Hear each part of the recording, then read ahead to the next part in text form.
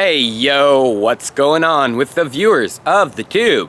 Tyler here of Chico Crypto, coming to you not live, not in my studio, but out in beautiful nature, my backyard, next to this tree. You guys are getting to know, once again, how is everybody doing on this very, very critical Thursday? Why do I say critical? Well, it was very volatile to begin this morning. There was a flash crash all around, you guys. Flash crash for stocks, flash crash for Bitcoin, and we are recovering, and we have a Bitcoin pump going on. Yeah, Bitcoin is pumping after falling down to about 43K. We're back above that critical level of 45K once again. So what is going on, and why is this such a critical day? Well, today the CPI data was released. CPI data is a consumer price index, and it's a measure of the average prices, change in them for consumer goods over time.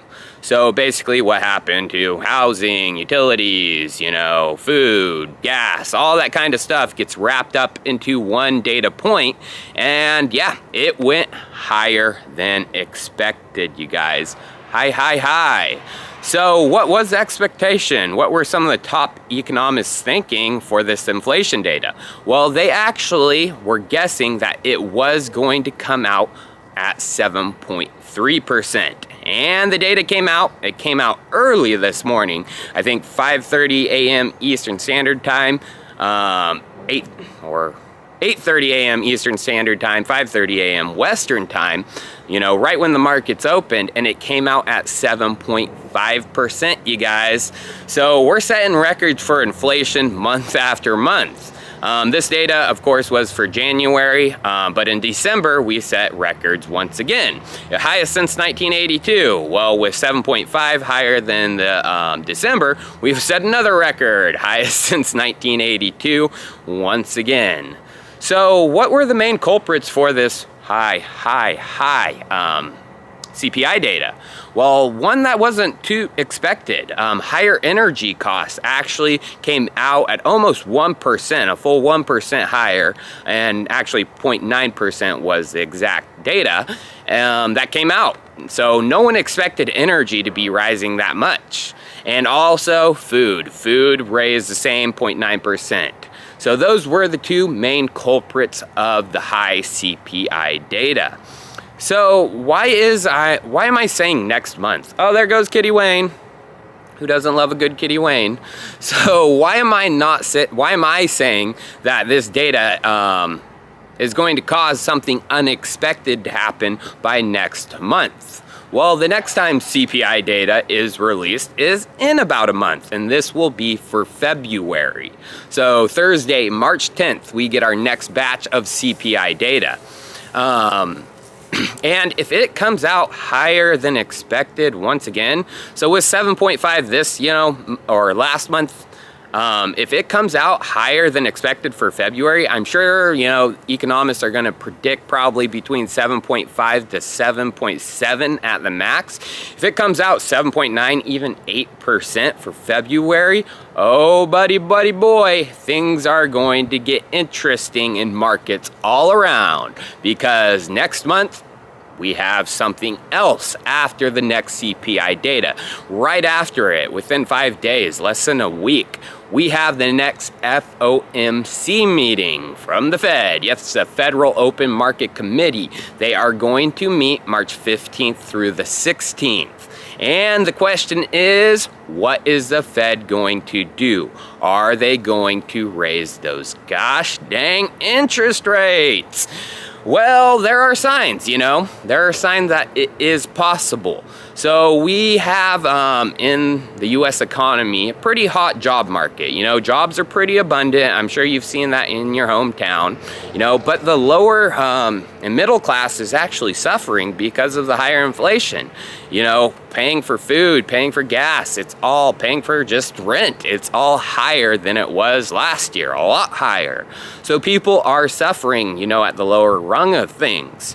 And, you know, by raising interest rates, they can actually slow the economy, you know, slow down the rising prices across the board. So what are the signs that they're going to do it? Of course, you know, the jobs. Jobs are great. You know, we can slow the economy a little without doing much damage. But there are signs in the macro global environment, you guys. So Europe across the board has started raising rates. For example, the Bank of England, they actually have been raising rates. This year, they've raised them twice already. They first raised them by 0.25, 25 basis points, and then just here recently they raised them by another 25 basis points. So they raised them basically from 0 to 0.25 to 0.5, and that is a signal, you know, of course a world power is doing it, so why wouldn't another world power start to raise their rates? Oh, Kitty Wayne, pointing right at him. But again, our neighbor, the United States neighbor, so the Bank of Canada. Canada is going to meet before the United States. This happened actually back in January, and it was a pretty good signal that the United States wasn't going to raise the rates, because the Bank of Canada, they actually announced that they weren't going to. They're like, nope, we're not going to. We're just going to wait it out. So January came for Canada, nah, and then just right after that, within less than a week, the United States and their FOMC meeting, or our meeting, whatever it's called in Canada, we met and we basically did what Canada did. Well, the Bank of Canada's governor just recently spoke, and he basically signaled that yes, to slow down this inflation that is coming across the board, they are going to have to raise rates. So they are meeting before us in March, and if Canada does raise rates, I do not doubt for a second that the United States is going to raise rates. But the question is, by how much? So, I mean, the markets are guessing. I mean, even with this inflation data right now, the markets are predicting that they're going to raise rates. A lot of the predictions are by only 25 basis points. So we'll go from basically 0 right now to 0.25%. That is, you know, what the markets think. So if we do that, probably not going to be much volatility. But if they decide to raise them by 50 basis points, like what the Bank of England is at right now, that could be very bad overall for crypto and stocks, general markets overall. Although, if they do that, the Fed has dug themselves a deep hole, you guys. I mean, if the Fed is going to stop printing money and start raising rates, literally down the road, they're going to have to turn back on the money printers, and they're going to have to lower those rates back to 0 or maybe even into the negative territory, you guys. So that is extremely, extremely bullish for Bitcoin. There's no doubt about that.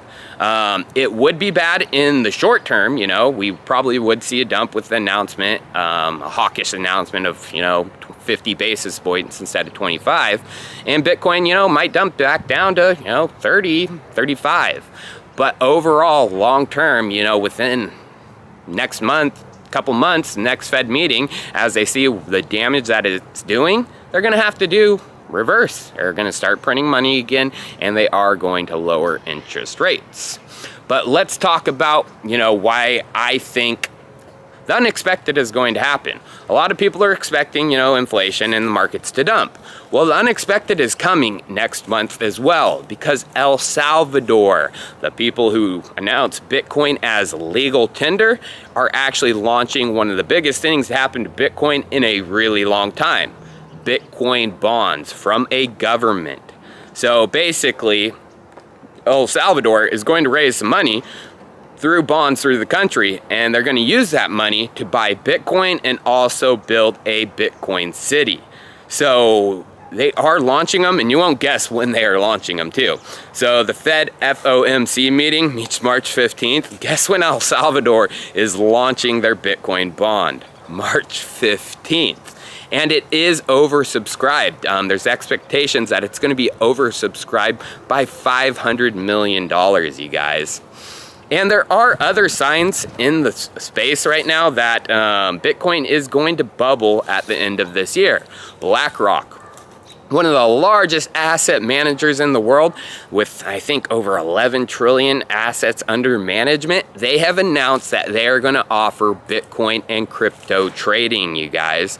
So a lot of people think that may be bad. I personally think it's good. It was inevitable that they were going to get in, and it's just going to lead to price discovery. I mean, when these new large institutions get in, of course they want to pump, asset prices to begin. They want to make bank. They're not going to try to crush it, in my opinion.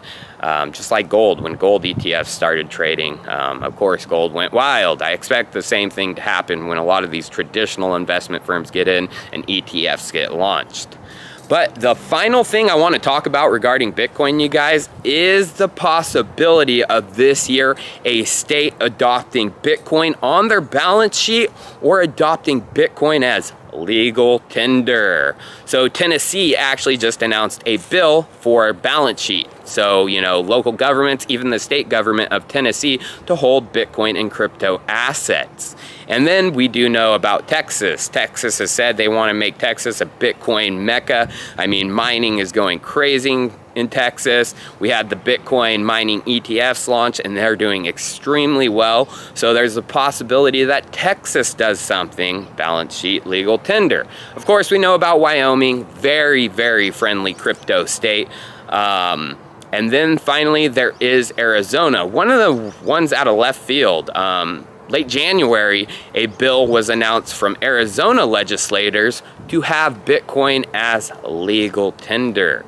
So if one U.S. state announces this, oh baby, it's going to be a really good year. But again, you guys, in the short to midterm, expect volatility leading up to next month. There's no doubt that the unexpected's coming. We got to watch the markets. If the markets are too bullish, expect a pretty big dump with a raise in interest rates, especially if it's hawkish. But if the markets are going down, expect possibly a pump, because if it is dovish, 0.25%, then the markets are probably going to do pretty good.